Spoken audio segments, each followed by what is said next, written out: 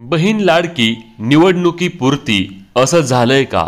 कारण लाडकी बहीण योजनेअंतर्गत आपण पाहत आहोत की मागील अनेक दिवसांपासून विविध लाडक्या बहिणींना ज्या सर्व अटी व निकषांमध्ये पात्र आहेत तरी देखील योजनेचे पैसे येणे बंद झाले आहे आणि त्यामुळेच बहीण लाडकी फक्त निवडणुकीपुरतीच होती का असा देखील प्रश्न लाडक्या बहिणी विचारत आहेत। आता याबाबतची सविस्तर माहिती आपण या व्हिडिओच्या माध्यमातून घेणार आहोत। तसेच लाडकी बहीण योजनेअंतर्गत पडताळणीची प्रक्रिया सुरू आहे का नाही हे देखील आपण तपासणार आहोत।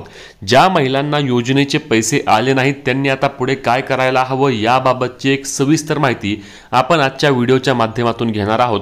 त्यामुळे व्हिडिओ शेवटपर्यंत पाहायचा आहे आणि चॅनलवर नवीन असल्यास आपल्या हक्काच्या मराठी हायटेक यूट्यूब चॅनलला सबस्क्राइब करायला विसरायचं नाही। तर चला मित्रांनो, व्हिडिओ सुरू करून या सर्व बाबींची आपण आज सविस्तर माहिती घेऊया।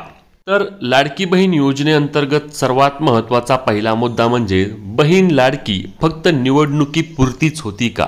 कारण ज्यावेळी लाडकी बहीण योजना सुरू झाली त्यावेळी मान्य आहे की सरकारने काही अटी व निकष दिले होते, याबाबतचे हमीपत्र देखील महिलांकडून भरून घेतले। परंतु ज्या महिलांनी या योजनेसाठी अर्ज केले त्या सर्वांचे अर्ज स्वीकारले गेले आणि अर्ज स्वीकारून त्यांना योजनेचे पैसे देखील मिळण्यास सुरुवात झाली।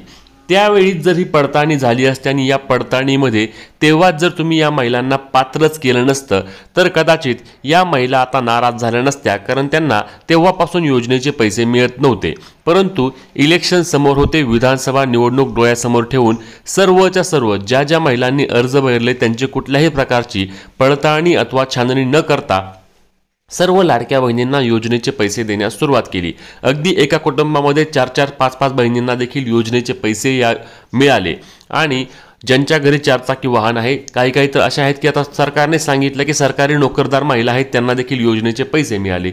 जवळपास 14,000हून अधिक पुरुषांनी लाडकी बहीण योजनेचा लाभ घेतला। मग यावेळी पडताळणी करण्याचं काम तुमचं नव्हतं का?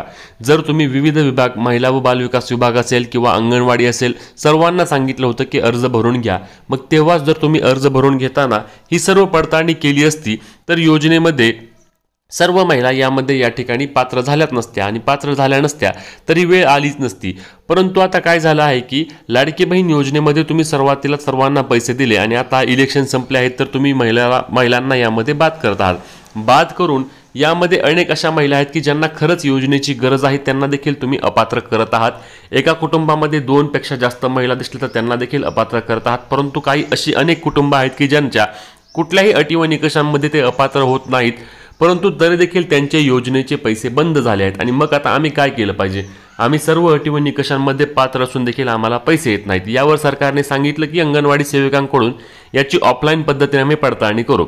आता अंगणवाडी सेविकांकडे गेल्यानंतर अंगणवाडी सेविका सांगत आहेत की आमच्याकडे कोणत्याही प्रकारची लिस्ट नाही किंवा आमच्याकडे कोणत्याही प्रकारची माहिती नाही। मग आता काय करायचं? सरकारने याबद्दल करावं काय किंवा लाडक्या बहिणींनी आता कुठेच गेलं पाहिजे? तर लक्षात घ्या, आता यामध्ये पंचायत समिती कार्यालयामध्ये एक सांगितलंय की बाबा महिला व बालविकास विभागाच्या प्रकल्प अधिकाऱ्यांची जाऊन भेट घ्या। परंतु सगळ्यांनी महिला व बालविकास विभागाच्या प्रकल्प अधिकाऱ्यांची भेट घेणं शक्य नसतं। यासाठी सरकारने काय केलं पाहिजे की ग्रामपंचायत स्तरावर ग्रामसेवक असतील किंवा तहसीलमधील तलाठी असतील यांच्याकडे याबाबतची यादी द्यायला हवी की बाबा तुमच्या गावातून एवढ्या महिलांना योजनेचे पैसे आले नाहीत आणि मग त्या यादीमधून ज्या गावातील महिला योजनेमध्ये पात्र आहेत त्यांची छाननी होऊन ज्या महिला पात्र ठरतील त्यांचे पैसे पुन्हा सुरू करावेत आणि ज्या अपात्र ठरतील त्यांचे पैसे तुम्ही बंद करा। ठीक आहे, आता तुम्ही देणार नाही हे सर्वांना माहिती झालंय, परंतु एका कुटुंबामध्ये कमीत कमी एक विवाहित आणि एक अविवाहित जो तुमचा नियम आहे त्यानुसार तरी महिलांना लाभ दिला पाहिजे। कारण आता काय झाले, ज्यांच्या कुटुंबामध्ये 2 पेक्षा जास्त लाभार्थी आहेत त्या सर्वांचेच पैसे बंद केले आहेत, परंतु नियमानुसार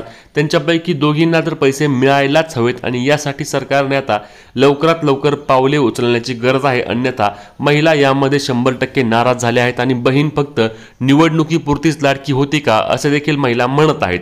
आता तुम्हाला याबाबत काय वाटतं ते देखील तुम्ही कमेंटमध्ये सांगू शकता, जेणेकरून आपण त्याबाबत देखील व्हिडिओ घेऊन येऊ आणि त्यानंतर सरकारकडून देखील तुम्हाला काय वाटतं की बाबा पडताळणीची प्रक्रिया कशा पद्धतीने करायला हवी जेणेकरून महिलांना पैसे यामध्ये जमा होतील। कारण आता काय झाले की अनेक महिला यामध्ये अपात्र झालेल्या आहेत की ज्या योजनेच्या सर्व अटी व निकषांमध्ये पात्र आहेत।